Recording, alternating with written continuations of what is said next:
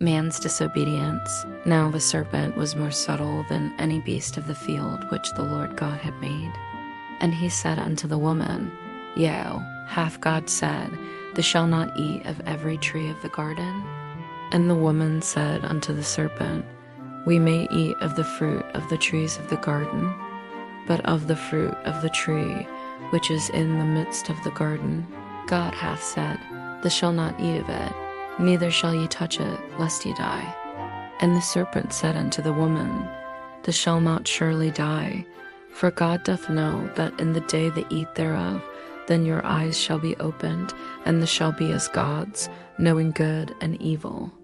And when the woman saw that the tree was good for food, and that it was pleasant to the eyes, and a tree to be desired to make one wise, she took of the fruit thereof, and did eat, and gave also unto her husband with her, and he did eat. And the eyes of them both were opened, and they knew that they were naked. And they sewed fig leaves together, and made themselves aprons.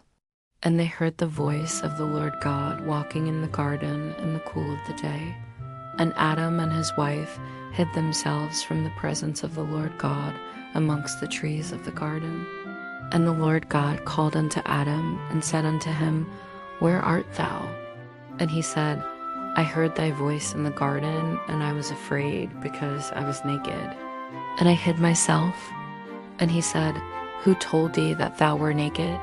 Hast thou eaten of the tree, whereof I commanded thee that thou shouldest not eat? And the man said, The woman whom thou gavest to be with me, she gave me of the tree, and I did eat. And the Lord God said unto the woman, What is this that thou hast done? And the woman said, The serpent beguiled me, and I did eat.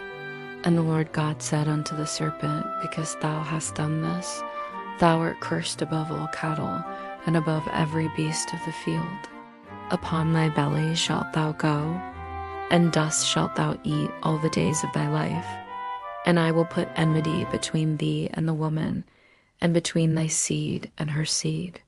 It shall bruise thy head, and thou shalt bruise his heel. Unto the woman he said, I will greatly multiply thy sorrow and thy conception. In sorrow thou shalt bring forth children, and thy desire shall be to thy husband, and he shall rule over thee. And unto Adam he said, Because thou hast hearkened unto the voice of thy wife, and hast eaten of the tree of which I commanded thee, saying, Thou shalt not eat of it. Cursed is the ground for thy sake. In sorrow shalt thou eat of it all the days of thy life. Thorns also and thistles shall it bring forth to thee, and thou shalt eat the herb of the field. In the sweat of thy face shalt thou eat bread, till thou return unto the ground.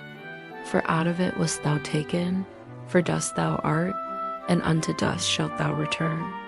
And Adam called his wife's name Eve living, because she was the mother of all living. Unto Adam also and to his wife did the Lord God make coats of skins, and clothe them. And the Lord God said, Behold, the man is become as one of us, to know good and evil. And now, lest he put forth his hand, and take also of the tree of life, and eat, and live forever.